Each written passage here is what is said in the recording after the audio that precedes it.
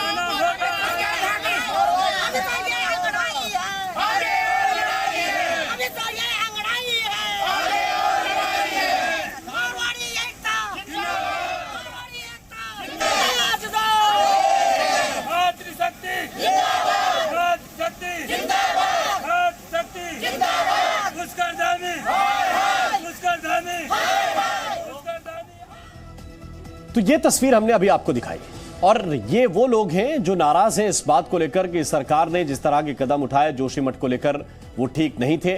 और इसके बाद मुख्यमंत्री पुष्कर सिंह धामी चूंकि आज पहुंचे थे, ये परेशानी तो पुरानी हो गई है, लेकिन इस परेशानी को देखने के लिए पुष्कर सिंह धामी अभी पहुंचे और हवाई सर्वे भी किया। इसके अलावा आपको ये जो तस्वीरें दिखा रहे हैं, जहां जहां पर फर्श धंस गए हैं, जमीन धंस गई है, सड़कें धंस गई हैं, मंदिर भी दरक रहे हैं, यहां तक कि छतों को भी नुकसान पहुंच रहा है। और इसके बाद यह तय किया गया कि प्रभावितों को हर महीने 4,000 रुपए दिए जाएंगे।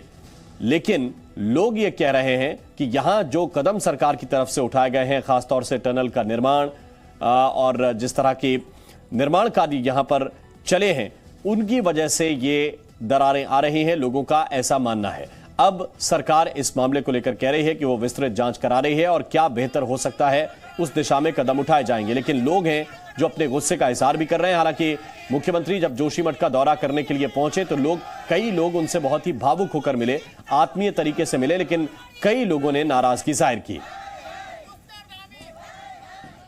विशाल पांडे इस वक्त हमारे साथ ज्यादा जानकारी के साथ जुड़े हुए हैं। विशाल, पहला तो यह कि लोग स्वाभाविक है कि जिनके घर दरक रहे हैं, आशियाने का खतरा है, वो नाराज भी होंगे और सरकार से ही अपनी नाराजगी जाहिर करेंगे। तो जो लोग नारेबाजी कर रहे हैं उनके बारे में बताइए। और दूसरा यह कि जब मुख्यमंत्री पहुंचे हैं तो किस तरह की राहत इन लोगों को मिलने की उम्मीद है?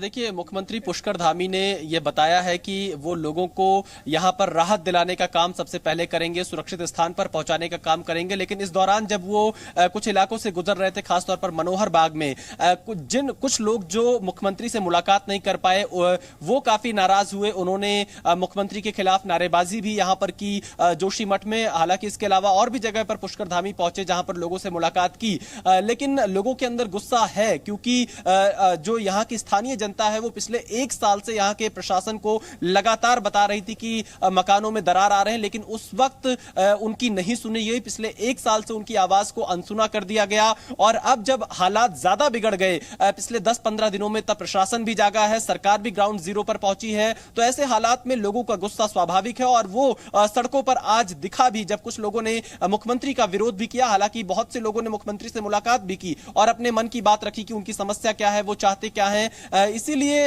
अभी पुष्कर धामी अधिकारियों के साथ मीटिंग कर रहे हैं। मीटिंग के बाद यहां से देहरादून के लिए रवाना होंगे। उम्मीद की जा रही है कि जोशीमठ के लिए जो लोग यहां पर इस संकट में हैं, उनकी मदद के लिए सरकार की तरफ से कोई बड़ा ऐलान संभव है। बिल्कुल, बड़े ऐलान की उम्मीद तो लोग भी कर रहे हैं, लेकिन स्वाभाविक तौर पर एक दिक्कत यह भी है विशाल कि लोग अपना घर शायद नहीं छोड़ना चाहते। किसी भी परिस्थिति में कोई भी अपना आशियाना नहीं छोड़ना चाहता। तो ये आगे जमीन न धंसे, इसको लेकर क्या कोई बड़ी जांच बैठाई गई है? कोई कमेटी इसको लेकर बनाई गई है? देखिए, यहाँ पर राज्य सरकार की तरफ से एक कमेटी सचिव आपदा प्रबंधन के नेतृत्व में यहाँ पर भेजी गई, जो पिछले 2 दिनों से लगातार जांच कर रही है। केंद्र सरकार और राज्य सरकार ने भी एक कमेटी का गठन किया है, जिसमें वैज्ञानिक हैं और तमाम एक्सपर्ट मौजूद हैं अलग अलग संस्थानों के, जो जांच कर रहे हैं कि आखिरकार असल वजह क्या है। क्योंकि जनता यह आरोप लगा रही है कि जो तपोवन का टनल है उसमें जो काम चल रहा है उसकी वजह से जमीनें लगातार धंस रही हैं, मकानों में क्रैक्स आ रहे हैं। इसके अलावा लोगों का यह भी आरोप है कि जो 7 फरवरी 2021 को यहां पर आपदा आई थी, उसका पानी आज भी टनल में भरा हुआ है और वो पानी धीरे धीरे रिसाव कर रहा है, जिसकी वजह से मकानों में दरार आ रही है। यहां पर जो बड़े निर्माण कार्य चल रहे हैं उसकी वजह से भी यहां का जो स्थिति है उसमें लगातार बिगड़ रही है, जिसकी वजह से लोगों के मकान में दरार आ रहे हैं। और खास तौर पर गुस्सा इस बात को लेकर है कि प्रशासन पिछले 1 साल से इस तरफ ध्यान नहीं दे रहा था, इनकी बातों को गंभीरता से नहीं ले रहा था। अगर समय रहते प्रशासन ने कदम उठाए होते तो शायद आज इस गंभीर हालात तक जोशीमठ नहीं पहुंचता। बिल्कुल स्वाभाविक है कि इस गंभीर हालात में नहीं पहुंचता, लेकिन आपने तो ग्राउंड पर जाकर, टनल के अंदर जाकर भी हालात का जायजा लिया है, चीजों को देखा है।